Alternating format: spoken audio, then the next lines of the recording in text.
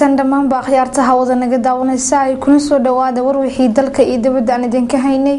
habeenkani caawa oo ka daawanaysaan Bulsho TV stuudiyihiisa magaalada Hargeysa.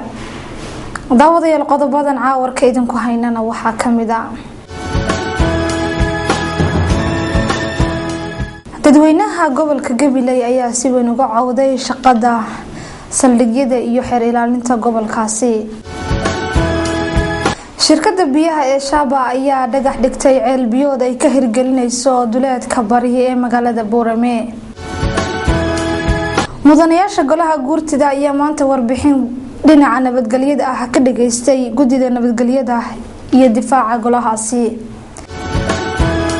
daawadayaal kuwaasi waxay hayeen qodobadii warka oo kooban imikii haatan u diyaar garooba isagii oo faahfaahsan.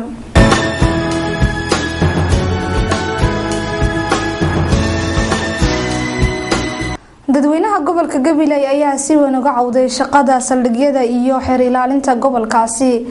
sida uu faafahinta warkan noogu soo diray wariyeena noogu sugan magaalada Gabiley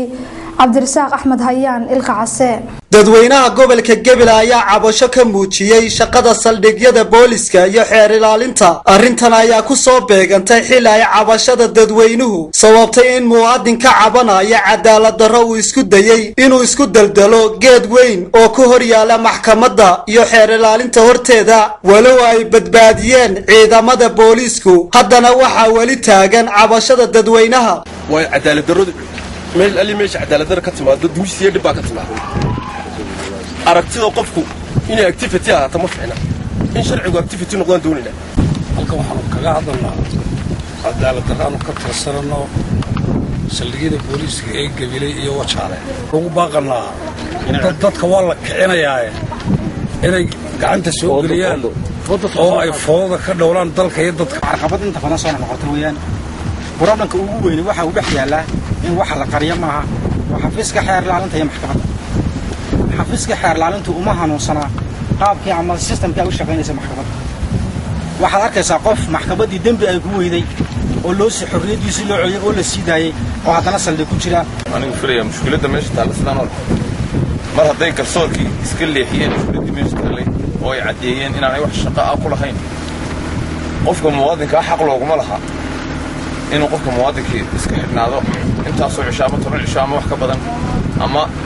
aga jugleeniyo handadaad in lagu sameeyo awoodii dawladda iyadoo la adeegsanayo. garsoorka gobolka Gabiley ayaa eedayn u soo jeediyay xeer ilaalinta iyo saldhigyada booliska iyadoo xilligan ay ku xidhan yihiin dad loo tuhunsan yahay inay tahriibiyaan dhalinyarada Soomaaliland oo muddo 14 casho ah eed la'aan iyo dambi la'aan ugu jira xabsiga dhexe ee gobolka Gabiley.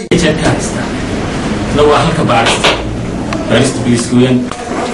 kuma cadda baaristoodaasi dambi dhacay cadaymihii loo hayay wixii loo hayay xataa dhibanayaasha dacwadaha dhibanayaasha dhinaca ka yihiin ma soo raacayaan dhisanayaasha وعقبالها كميدا هذه الشيء دعوة عقابتها محكمة القصورة كوني ماذا حفيز كحيرلان هذه الشيء استيت كمثلا إلى استيت كوكريوكو كانت حقوق المواطنين تنايلانية xeer ilaaliyaha gobolka Gabiley Aadan Salaad Seed ayaa isaguna iska fogeeyay arintani oo sababtay saaka inay yimaadaan taliyaha ciidanka booliska Cabdilaahi Fadal Iimaan iyo kusimaha xeer ilaaliyaha guud ee qaranka oo kulamo la yeeshay xeer ilaalinta gobolka Gabiley iyo garsoorka maxkamadaha. taliyaha ciidanka booliska oo ka hadlaya arintaasi waxa hadaladiisi kamid ahaa hawsha waxa kormeer baan ku nimaayo xereeyaha guud waxaan u nimi sidii aan u xoojin lahayn ama u gargargelin lahayn hay'adaha hadday xeeraalinta maxkamadaha booliska asluubta oo silsilad ay shaqo hayso sidii loo gargargelin lahaa hawlahoodana ay soo xunaan lahaayeen si fiican baan shirkaas loogu dhamaaday guula waa sii xoojin marka hore way wada shaqeynayeen inay sii xoojiyaan way dirdirgeliyaan marka hore wax ka xumaan ma jirin iyo cabasho laakiin waxa weeye inay sii dirdirgeliyaan xoojiyaan maadaama ay rukun muhiim u yihiin qaranka Soomaaliland intaasaanu nigi sidoo kale waxaa isna faahfaahin naga siiyey howlaha cadaaladda iyo tahriibka kusimaha xeer ilaaliyaha guud ee qaranka waxaanuu yidhi howlahanay dardargeliyeen guud ahaan nabadgelyadana gobolkana aanu iyo qaabka maxaabiista loola macaamiyo waxaasna aanu iyagana kor meerno intaasaynu joogada fadaakay shirkooda aan kaga soo baxnay maxkamadda kan kalena waxaanu booliiskiyaa soo jooga taliyaasha fadhiya wadaarkisan iyagana haddaan idhaahdo waxaan doonaa bal wixii taliya tusaale inaan iyagana siino saluuga dadweynaha ee gobolka Gabiley ayaan u muuqan inaanay wax badan ka bedelin imaatinka taliyaha iyo xeer ilaalinta guud dhibaatada cadaalad darrada ay tirsanayaan dadweynuhu Cabdirasaaq Ilkaase Bulsha TV Gabiley shirkadda biyaha ee Shaaba ayaa maanta dhagax dhigtay cilmiyeed cusub oo ay ka hirgelinayaan tuulada Shayla oo ku taala bariga magaalada Boorame sida warka nooga soo diray wariyahana nooga sugan magaalada Boorame Maxamed Xasan Ismaaciil kada adeegyada bulshada ee Shaaba waa shirkadda biyaha ee magaalada Boorame xarunta gobolka Awdal isla markaana si xawli ah uga shaqeysa gudaha magaalada Boorame ayaa waxa ay dhagax dhigtay cilmiyeed cusub oo laga qodi doono Shayla oo bari ka xiga gudaha magaalada Boorame adaba dhagax dhigan cilmiyeedkan cusub ayaa waxa goobjoog ka ahaa wasiir ku-xigeenka wasaaradda macdanta biyaha ee Somaliland qaar kamid ah madaxda shirkadda adeegyada ee Shaaba waxa halkaas ugu horeyntii ka hadlay mas'uul ka socday shirkadda adeegyada bulshada ee Shaaba kuna hadlayay magaca shirkadaasi waxaan aad u jecelahay inaan yar ka rumaysiyo ah in Boorame u baahan tahay biyo fara badan dadkuna kordhiyo magaaladuna aad u ballaaranayso halkan marka waxa kamid tahay meelaha aan maarta biyaha sahanka ku helay ee horeeyay baan ka qodnay dhinaca kale waxa isagna halkaasi ka hadlay ama runtii inaan halkan aan dhigno dhagax iyadoon ilaahay ka rajeynayno dhulka hoostiisa waxa ku jira inaan ogeyn inuu haddana nagu guuleysiyo oo ay dadku ka intifaacaan waxay ahayd kolley ceelkan wuxuu ka mid ahaa qorshaha iyaga ku saabsan haraad la dagaalanka mandiqada taas oo aan in badan ku dadaalaynay markaas bal inay dadku say biyo u heli lahaayeen codsiyaal fara badan ay ka yimaadaan dadka deegaanka guntiga gabagabadii ayaa waxa halkaasi ka hadlay wasiir ku-xigeenka wasaaradda macdanta iyo biyaha ee Somaliland ayaa waxa uu mahad celiyay shirkadda adeegyada bulshada ee Shaaba sida isaga xisaartay in dadka ku dhaqan gobolka Awdal ay gaarsiiso biyaha waa wax aad iyo aad loogu farxo markaad eegtid maxaan ku raahdaa baahida biyood oo guud ahaan dalka ka jirta gaar ahaanna labadii maalmood oo hadeer Boorama joogay oo aan maxaan ku raahdaa shaqada u joogay maxaan ku raahdaa ii muuqanaysay inay maxaan ku raahdaa runtii biyo la'aan jirto hadeer dadku biyo waa helaan laakiin biyo aad iyo aad maaragtay loogu tashan karo oo mustaqbal fog lagu tashan karo Boorama ma leh ceelkan marka waxaan rajaynaynaa inuu maaragtay wax ku kordhiyo systemka hadda biyaha ka jira oo runtii system aad iyo aad aan maaragtay anigu runtii farxad geliyay ah oo company-ga maaragtay gacanta ku haya Shaaba biyaha Boorama gacanta ku haya ay iyagu dadaal aad iyo aad u badan sameeyeen Maxamed Xasan Ismaaciil Sharbiyare Bulsha TV magaalada Boorama garyaqaanka guud ee qaranka Somaliland Ibrahim Idla Saleeman ayaa maanta wareysi gaar ah oo siiyay TV-ga madaxa bannaan ee Bulsha TV ku sheegay in aanay xukuumadda ku waajibin inay looyar u qabtaan dadka danyarta ah ee iyagu aan awoodin inay looyar qabsadaan iyadoo maalintii shalay tolo mid ka mid ah muwaadiniinta ku dhaqan magaalada Gabiley oo damcayn istidil isla markaana arrintaas u suurtagelay waday ciidamada ammaanka gobolka Gabiley ay badbaadiyeen ayaa mar warbaahinta la hadlayay sheegay in arrintiisan dildalaadu ay ka dambeysay markii maxkamadda gobolka Gabiley ay ka sideysay in kamid ah bulshada ku dhaqan magaalada Gabiley oo sheegay inay ka dhaxaysay aani isla markaana uu jeebkiisa u saamixi kar waayay inuu qabsado lawyer u dooda oo xaqiisa u soo dhiciya hadaba telefishinka madaxa bannaan ee Bulsha TV ayaa maanta garyaqaanka guud ee qaranka Jamhuuriyadda Somaliland maruu wareysi la yeeshay Ibrahim Idle Suleyman ayaa wax ka weydiiyay in qofka muwaadinka ee Somalilandarka ay ku dhaqan dalka marka uu taali kar waayo ama jeebkiisu awoodi kar waayo inuu qabsado qaryaqaan guud ay xukuumadda Somaliland ay qofkaas muwaadinka ah ay qaryaqaan u qabato ayaa waxa uu yiri qofka si maxkamadda loo taay kara sharci ma lagu keenay ama marka hal ugu geey dacwad ciqaab ama ha ku tagto dacwad madani ha ku tagto ama dacwad maamul ha ku tagto siyaabada ku tagto kuwaas ka mid yihiin xeerku waxyaalo u waajibiyey baa jira oo qofka u waajibiyey marka kama soo qaadatay dacwad ciqaab oo kale oo xuquuq uu shaqo siiyey taas waa maxay kama soo qaad marka uu yahay dacwad ciqaab haddii dacwad ciqaabtee loo haysta ciqaabteedu ay ugu yartay 10 sano isla markaa iyo inta udhexaysa 10 sano ugu yartahay ilaa iyo gorgooy ama dil sharciga wuxuu waajibiyey qofka inaan maxkamadiisa la furi karin oo la dhegeysan karin haddii aan wahay cid difaac leh oo ka difaacaysa dembiga loo haysto haddii aan soo golahayn oo aan qabsan karo markaa inuu qabsan karo oo uu yadaan qabsanaya qoran istifaaca oo xaq u leeyahay inuu doorto waa khasab haddii aan awoodi karin oo dhaqaale ahaan aan awood lahayn oo ku qabsado qareen waxay ka saareen maxkamadda inuu qabato qareen waxtar leh oo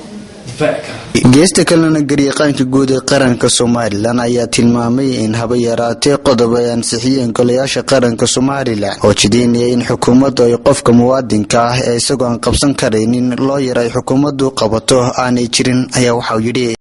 laakiin qodob sharci ku waajibinay dowladda inay qabato xeer ku waajibinayaan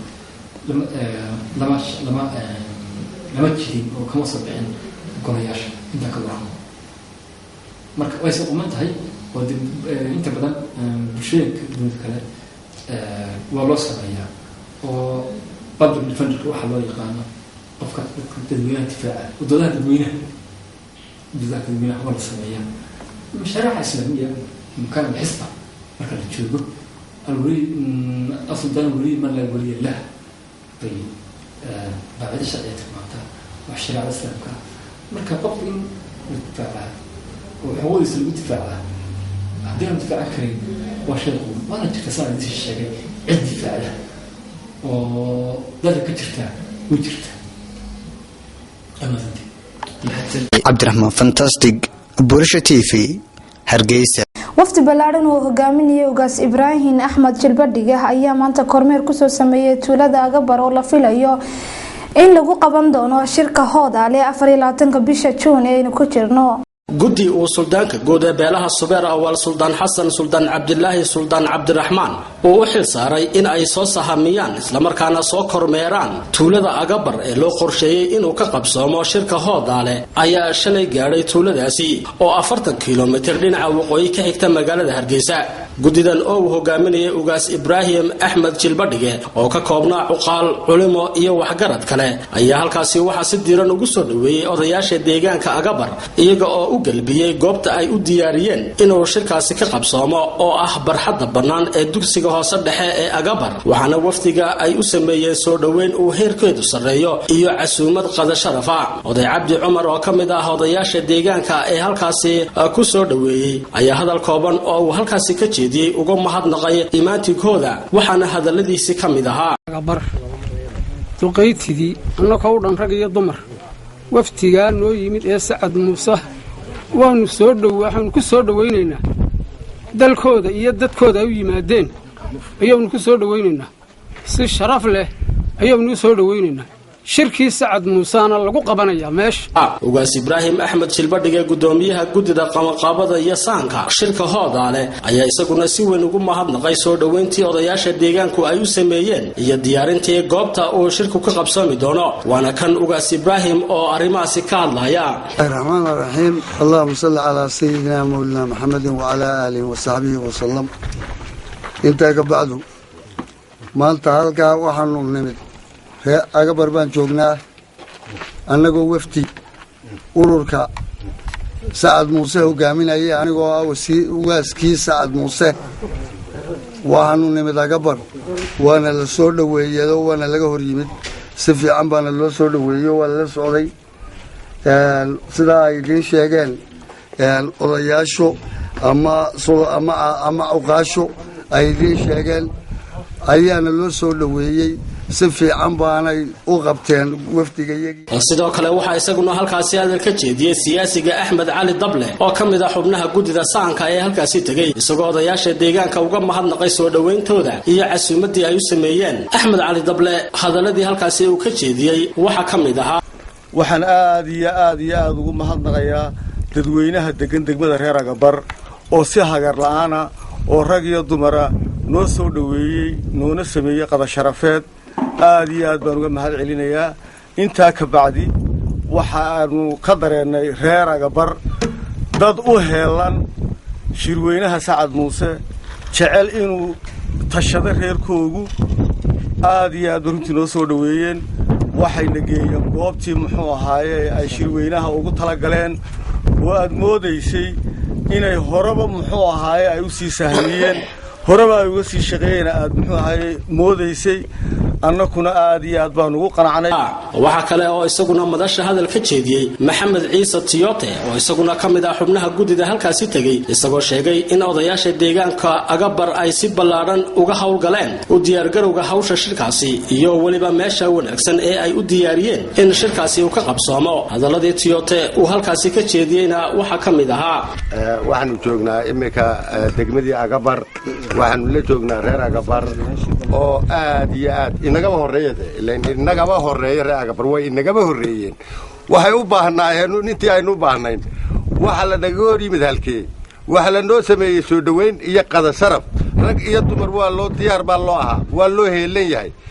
horteemba way sahamiyeen dhowr meelood bay sahamiyeen war meesha ay noo sahamiyeen inay inala socdeen inala qalbi ahaayeen baabadnooda. shirka Hoodaale ee ay qabsanayaan beesha bartamaha waqooyiga iyo galbeedka Hargeysa oo qabanqaabadiisu muddadii u dambeysay ay dalka gudihiisa iyo dibadiisaba ka socotay ayaa la qorsheeyay in 24 bishan lagu qabto tuulada Agabar oo 40 kiiloomitir ka xigta dhinaca waqooyi magaalada Hargeysa. wasaaradda dhalinyarada iyo ciyaaraha dalxiiska Soomaaliland ayaa maanta soo saartay liiska isku aadka 4 kooxood ee isugu soo haray ciyaaraha gobolada Soomaaliland. warkana waxay noo hayay wariyaheena Maxamed Tirike. wasaaradda dhalinyarada iyo ciyaaraha Jamhuuriyadda Soomaaliland ayaa maanta shaacisay liiska afardhamaadka tartanka ciyaaraha gobolada Jamhuuriyadda Soomaaliland oo muddooyinka u dambeeyay ka socday Hargeysa Stadium. liiskani maanta shaacisay wasaaradda dhalinyarada iyo ciyaaraha Jamhuuriyadda Soomaaliland ayaa u dhignaa sida tan: gobolka Maroodi Jeex iyo gobolka Gabiley ayaa wada yeelan doona ciyaarta hore halka ciyaarta labaad oo ku xigta Hawd iyo Daad Madheedh. ciyaarahaasi oo maalinimada berri oo 18 bisha 6 2013 ka dhici doona Hargeysa Stadium iyadoo labada kooxood ay isugu soo baxa finalka ay wada ciyaari doonaan 21 bisha 6 2013 iyadoona 19 iyo 20 bisha la nasan doono. liiskan ay soo saartay wasaaradda dhalinyarada iyo ciyaaraha Jamhuuriyadda Soomaaliland waxa ku saxeexnaa agaasimaha waaxda ciyaaraha ee wasaaraddaasi Maxamed Nuux Jibriil. ku dhawaad 800 kun oo shaqaalaha ayaa shaqo joojin sameeyay kadib markii booliska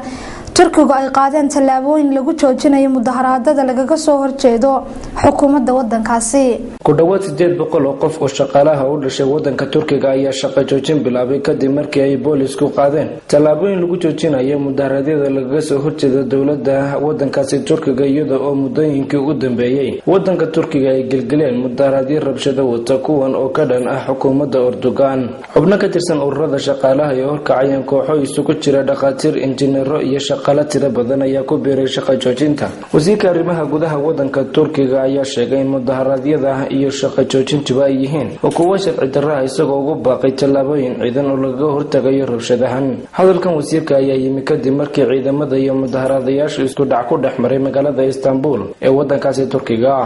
iska hormaad u dhaxeeya xukuumadda dalka Syria iyo kooxaha ka soo horjeeda ayaa la filayaa in wada hadal lagu dhameeyo. iska horimaadka mucaaradka iyo dawladda Suuriya ayaa la filayaa in lagu dhameeyo wada hadal waqti hogaamiyayaasha 8 wadan ee ugu qanisan dunidu ay ku shirayaan wadanka Ireland. madaxweynayaasha Ruushka iyo Mareykanka Vladimir Putin iyo Barack Obama ayaa ka qayb galay shir madaxeedkan labada maalmood soconaya ayaa soo jeediyay in awood ciidan lagu taageero dhinacyada iska soo horjeeda. wadamada Jarmalka, Faransiiska, Talyaaniga, Japan iyo Ingiriiska ayaa iyaguna matalaya dalalkooda kana qayb galay shir madaxeedkan looga hadlayo ilaalinayo danaha Suuriya. Ra'iisul wasaaraha Ingiriiska David Cameron oo uu dalkiisu ka mid yahay 8 wadan ee warshadoodu ugu awood badan yihiin dunida ayaa sheegay inay ku kala aragti duwan yihiin arrintan madaxweyne Putin ka Ruushka kaas oo ay hore uga wada qayb galeen shirkii hore ee ka dhacay London. xafiiska xogayaha guud ee Mareykanka ayaa rajaynaya inuu ku dhawaaqo ballanqaadkii Washington ee ahaa in Clive Sloan uu yahay lawyer-ka u hadlaya fadeexadaha Guantanamo Bay. xafiiska xogayaha guud ee Mareykanka ayaa rajaynaya inuu ku dhawaaqo ballanqaadkii Washington ee ahaa in Clive Sloan uu yahay lawyer-ka u hadlaya fadeexadaha xabsiga Guantanamo. warbixin uu soo saaray xogayaha guud ee Mareykanka John Kerry ayaa sheegay in lawyer-kan uu yahay mid aqoon u leh arrimaha xabsiga Guantanamo oo loo magacaabayo. waxaanu sheegay inuu ku kalsoon yahay madaxweynahan uu kala hadli doono. xabsigan ayaa waxa hirgeliyay maamulkii madaxweyne Bush iyadoo Obama uu sii dirdirgeliyay si loo taxadiro argagixisada. in ka badan 100 maxbuus oo kamid ah maxaabiista jeelka ayaa ka cabanaya gaajo iyo macluul ka jirta xabsiga. bishii January ayaa Mareykanku dib ugu magacaabay mas'uul cusub oo dunida ku qanciyay in xaaladda xabsigu wanaagsan tahay. guud ahaan intaasi waxaynu ugu agwar wixii dalka iyo dibadda aan idinka haynay habeenkan caawa oo ka daawanaysaan Bulsha TV studios magaalada Hargeysa. intaan ku kulmayna warka xiga anigoo Muna Maxamuuda iyo dhammaan akhyaarta igala qayb qaadatay waxaan idinkaga tagaynaa. Assalaamu calaykum wa rahmatullaahi wa barakaatuh.